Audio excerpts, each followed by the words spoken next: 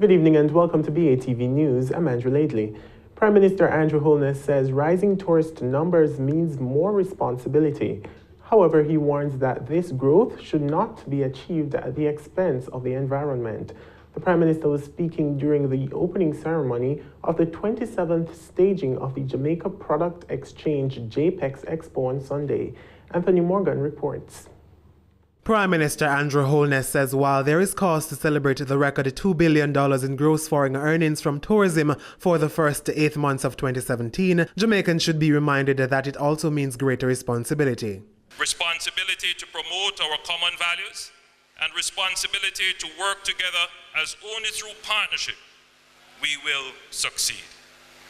Rising tourist numbers are a serious responsibility that calls for proper management, better use of new technologies and innovation, greater education among businesses, tourists and host communities, and closer coordination between public authorities and between the public and the private sector. Tourism intensifies our role as global citizens. He says sustainability is a core feature of the nation's growth agenda. However, the right balance must be found to have growth that is not at the expense of the environment. At this juncture, we must mention the islands that were devastated by hurricanes. In some cases, tourism was the single industry, and in many cases, tourism is the major industry in those islands. They must and will rebuild. However, this time they must factor in disaster resilience, recovery, and adaptation. In the meantime, Tourism Minister Ed Bartlett says the country is looking to surpass the projected growth of 5% for the year.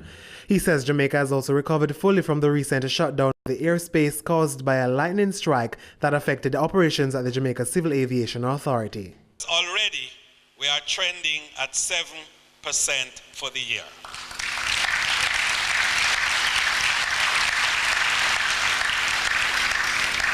And even though we had a little hiccup in the second week of September, we have recovered fully and we are on track. And September will be double-digit growth, a historic activity. The tourism minister adds that there will also be more records in cruise arrivals. Jamaica is hot in the destination, and we are seeing repositioning of cruise vessels to the tune that will see new records in cruise arrivals this year and next year. And we have to build more rooms. For BATV News, I'm Anthony Morgan. Meanwhile, the JPEX Expo is giving local suppliers the opportunity to meet buyers in the tourism sector. This, the government hopes, will see hotels using more local products, therefore helping Jamaica retain more of the tourism revenue earned. More in this report. Head of Tourism Linkages Network in the Ministry of Tourism, Caroline MacDonald-Riley, says JPEX 2017 provided local suppliers with the opportunity to get their products into hotels.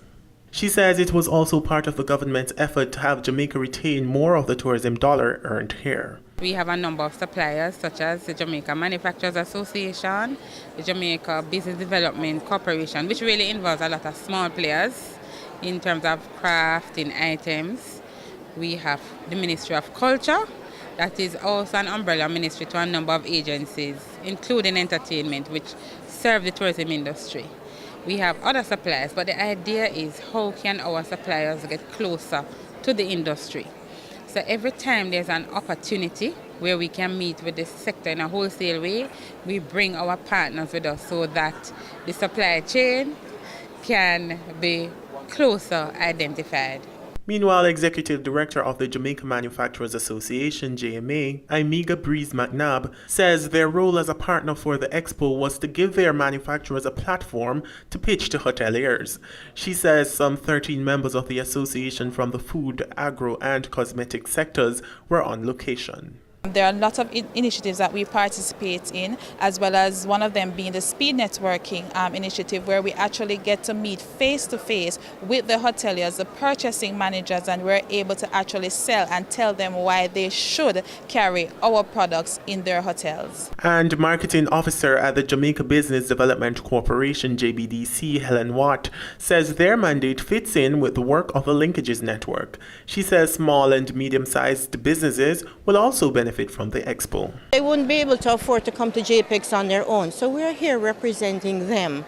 And we, in the case where they're unable to negotiate, we'll negotiate on their behalf.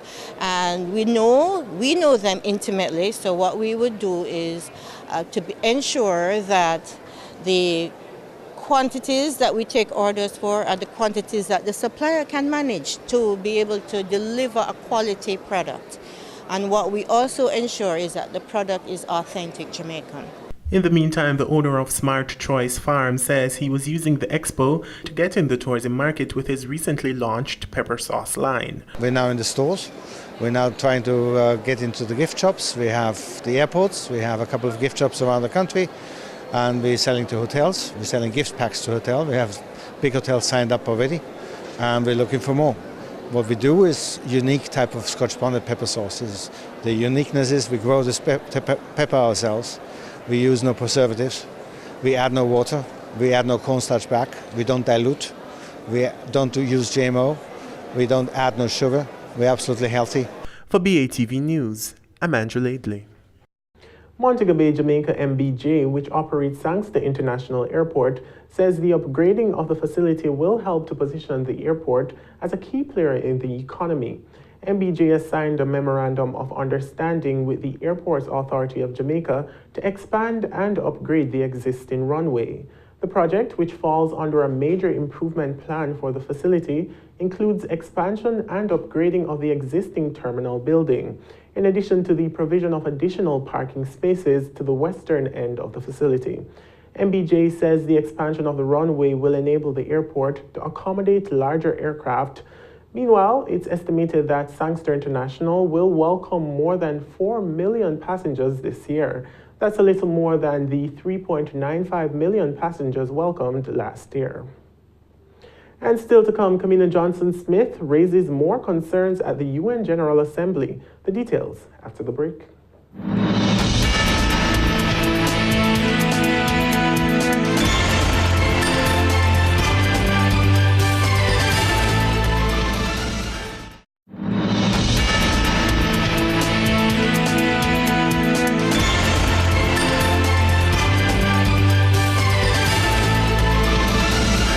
Welcome back. Foreign Affairs Minister Senator Kamina Johnson-Smith says Jamaica's reduced access to international funding is not helping the island grow. The minister raised the concern while making her address at the UN General Assembly in New York on the weekend. Keneal Gale reports. By United Nations standards, Jamaica is a middle-income country. This designation was made a few years ago and resulted in Jamaica not being able to access some of the grant funding the country had become accustomed to for decades. Our reduced access to concessionary finance and official development assistance is a direct consequence of our middle-income designation.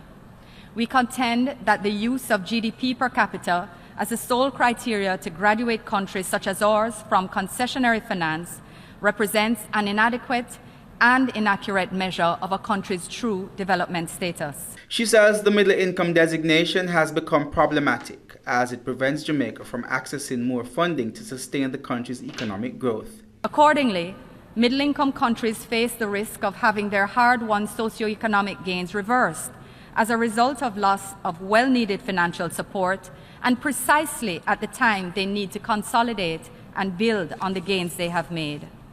We therefore commend and thank those, including the Economic Commission for Latin America and the Caribbean and the Commonwealth Secretariat, who advocate for the application of a broader set of indicators that take account of the structural gaps in our countries. She says the limited access to international financing is compounded by the cost Caribbean nations have to bear in order to remain climate resilient in the face of natural disasters. How do small states like ours, many already facing adverse dynamics, mobilize the financing required to build climate-resilient infrastructure.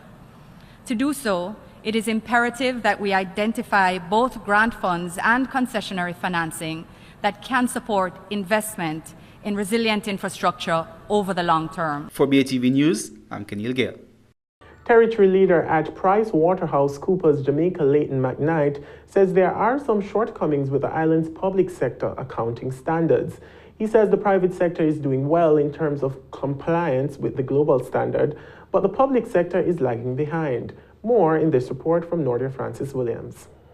PwC Territory Leader Leighton McKnight says compared to global standards, on average, Jamaica is doing well when it comes to financial reporting, but he notes that the island's public sector reporting standards are outdated. On the government side, we need to adopt what we call International Public Sector Accounting Standards, IPSAS. That's a little behind, and that's for just specific for government accounting. But in terms of the private sector, I think we are there with international financial reporting standards. Most companies are fully compliant. Obviously, in a spectrum, you're going to have those who need to catch up, but I'm pretty satisfied that's where we are now. Mr. McKnight says it will take a concerted effort and investment to implement the system in the public sector. However, he points out that this is a plan the government is already looking into. It's going to take some capital on the government side because it involves spending quite a bit on their IT systems to move from like a cash-based accounting system to an accruals-based accounting system. So I know that it's on the burners at the Ministry of Finance, but it's really going to take some resources, both in terms of, physical capital and also human resource to move away from the current government accounting systems. He says the problem largely lies within the central government and it will take another 3 to 5 years before they are brought up to speed with global standards. Some government entities use IFRS, which is a bit more than they need to do. But I would say central government is pretty much large on a cash basis, which is not really accurate accounting. So we have to get to the IPSAS, and I hope we get there within the next, 3 to 5 years. For BATV News, I'm Nordia Francis Williams. Local Government and Community Development Minister Desmond McKenzie says the Office of Disaster Preparedness and Emergency Management, ODPEM, will be providing more than $30 million to the Jamaica Fire Brigade for the acquisition of boats. He notes that the boats will better enable firefighters as first responders to respond in a timely fashion if the need arises. He says funds will also be allocated to repair the Frankfield Fire Station and discussions held to supply the station with a new fire unit. The minister was speaking at a recent disaster preparedness and mitigation town hall meeting at Edwin Allen High School in Frankfield, Clarendon.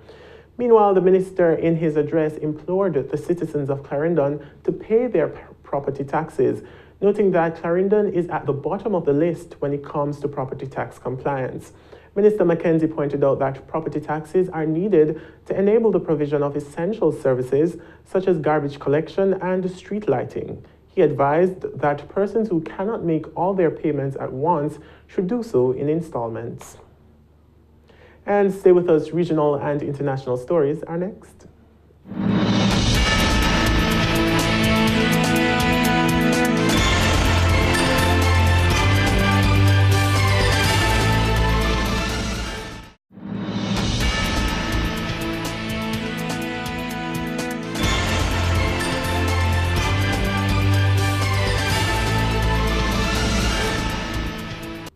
Welcome back. It's time now for regional and international news. The death toll from Hurricane Maria in Dominica has risen to at least 27, with another 27 people confirmed missing. Police Chief Daniel Carbon says looting has been a problem facing lawmen, with one looter being shot by police. There was also a prison break on Sunday in which 4 people escaped. 2 of them were shot and apprehended by police, while the others remain on the run. However, Mr. Carbon assured that the crime situation was not out of hand and that lawmen had cracked down on offenders. Meanwhile, thieves have prevented the Dominica Water and Sewerage Company from restoring water service to a section of the island on Sunday when they broke into the storeroom and stole 1,000-gallon water tanks, generators, pumps, tools and saws. U.S. President Donald Trump says Puerto Rico is in deep trouble after being hit by Hurricane Maria. He tweeted that the U.S. territory's billion-dollar debt to Wall Street and banks must be dealt with. The governor of Puerto Rico has called on Washington to urgently address the needs of the U.S. territory as it attempts to deal with what he called an unprecedented disaster. More in this Al Jazeera report. Thousands of stranded tourists and Puerto Ricans have filled the international airport, hoping for a seat on a commercial airline to get off the island. Many of the passengers are frustrated because of the lack of food and water and the sweltering heat. Sleeping on the floor without air conditioning, it's horrible, and I have to sleep here again. It's very frustrating. That frustration also extends to other goods and services, such as fuel supplies. Puerto Ricans have been queuing for hours for petrol to supply their vehicles and generators. Doctors and nurses are also struggling as they try to treat thousands of patients. Lack of fresh water is expected to increase gastrointestinal diseases and viral infections. The number of patients is increasing and more people are getting injured as they try to clean up. There are also lines at some grocery stores, but there aren't enough supplies. We hope to receive more merchandise soon, so we can provide for our customers. We are rationing our supplies so we can give something to everyone to extend what we have left. Meanwhile, the U.S. government has started sending in relief supplies, but it's estimated it'll cost some $30 billion to fix storm damage in a territory that was already coping with empty coffers and $70 billion in debts. Paul Chadurjian, Al Jazeera. As U.S. officials express concern over a record surge in cocaine production in Colombia, the South American country says it has a plan to reduce the farming of cocoa for good. U.S. President Donald Trump has threatened to decertify Colombia, questioning its commitment to fighting drug narcotics trafficking. The South American country could lose tens of millions of dollars in development. Al Jazeera's Alejandro Rampietti reports. This area of Guaviare in southern Colombia used to be covered with coca plants, but most are gone, thanks to a program trying to persuade wary farmers to switch crops as part of the country's peace efforts. Families signing up receive subsidies of $8,000 in the first year, while switching to alternatives such as cocoa or coffee. They also receive help with infrastructure. Government officials, former rebels and farmers strike the deals. If none are reached, then the army may come in to uproot the plants by hand. Luis Antonio Rego says most farmers remain suspicious of the government's ability to deliver, but are cautiously optimistic. This is a very good opportunity the government is offering. We had never seen anything like it before. It's just starting now, but the community is happy because we've been receiving payments, so we hope the rest of the deal will materialize. But last year saw a record spike in cocaine production. That's angered the US government, which is accusing Colombia of dropping the ball on fighting drugs. The Colombian government sees things differently, promising to cut a third of all coca fields by the end of the year. The old methods only contain the problem. This can achieve sustainable reductions, but it will require patience. We can't bring it down to zero. That's impossible, but we can make it a marginal phenomenon in Colombia. This is one of the fields that has been ridden of coca plants in the last couple of months. You can see here on the ground what's left of some of those plants. But Colombia knows it needs more, it needs quick successes to build trust among the farmers and calm American fears. The problem we always had here is that the subsidies alone won't do the trick. The government needs to create the conditions for legal markets to flourish, roads, electricity, aqueducts. What we've seen in the past is that these projects never materialize or arrive too late. So unless this infrastructure arrives, farmers will go back to coca in a year. Colombia seems determined to get rid of the plant farm by farm, finally gaining the trust of communities long neglected by the state. But many also understand that as long as there will be customers for cocaine, somebody will find a way to satisfy the demand. Alessandro Ampietti, Al Jazeera, Colinas, Guaviare. 2 months ago, Uruguay became the latest country to legalize the production and the sale of marijuana. More people than expected registered as official buyers, and sales have significantly increased. But the new industry is now facing a threat no one predicted. Al Jazeera's Daniel Schreimler reports. This is nothing new. It's just that marijuana is now, after a long campaign, totally legal in Uruguay, and business has been booming. We think that the risk is worth the final result, that will be a democracy that respects their citizens' right to love a plant and to have a plant on the intimacy of their houses and to smoke if they want. Each registered user can buy up to 40 grams a month from their local pharmacy. But Uruguay's banks are now threatening to close the accounts of those pharmacies selling the drug, stopping their use of plastic cards. They say they're under pressure from US banks, which by US law cannot trade with any company linked to the illegal drug industry. We see an absurd situation. The Uruguayan financial situation is being penalized with strong legislation which is not in place in Canada or the US. But this has nothing to do with drug trafficking. It's totally legal. Uruguay says the US has got it wrong, that their marijuana industry is now legal. A delegation has been to the US to put their case, while the industry is looking at selling outside the bank system. The system is now strongly regulated, very controlled. The state is heavily involved, so that's why we feel it'll be easy to show that we have nothing to do with drug trafficking or money laundering. Business is being done in legal enterprises, controlled by the state. He says pharmacies are queuing up to sell marijuana when the financial obstacles have been removed. This is as normal and as legal as growing tomatoes. A backroom, backstreet industry is emerging from the shadows and taking its place in mainstream Uruguayan society. Those involved say there's no going back. Uruguayan users say legalization has seen the illegal drug trade reduced, while the stigma attached to marijuana is receding. Now you're sure you're going into a business premises which is open to the public, so now you're not in danger.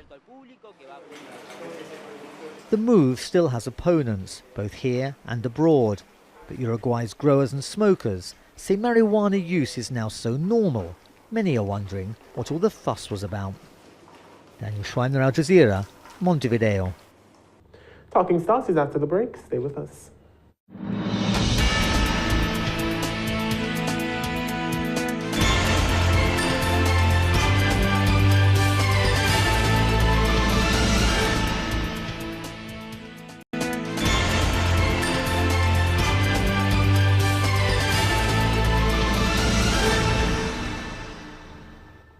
Welcome back. It's time now for Talking Stocks. 48 stocks traded today, of which 17 advanced, 20 declined, and 11 traded firm. The main JSE index declined by 3,151 points to close at 256,854 points. The junior index also declined by 22 points to close at 2,968. Over 4 million units traded, valued at more than $90 million on the Jamaican dollar market. And on the US dollar market, over 110,000 units traded, valued at over 31,000 US dollars. Cable and Wireless Jamaica, with over 1 million units changing hands, accounted for 23% of the market volume. Jamaica Broilers Group was second with 653,854 units trading. Scotia Group accounted for more than 631,000 units, amounting to 12% of the market volume, crossing the floor. Main Event Entertainment Group was the top advancer, up 60 cents to close at $5.05, followed by Dolphin Cove up $1 to close at $17, and Productive Business Solution up 3 cents to close at 65 cents. The main decliners were Scotia Group, down $3.09 to close at $45.46, followed by Lasco Manufacturing losing 21 cents to close at $3.80, and Kingston Properties down 20 cents to close at $6.80. And that's all the news we have for this evening. But before we go, a recap of our top story. Prime Minister Andrew Holness says rising tourist numbers means more responsibility. However, he warns that this growth should not be achieved at the expense of the environment. Thanks for watching. For more content, visit our website at batvja.com. I'm Andrew Laidley. Pleasant viewing.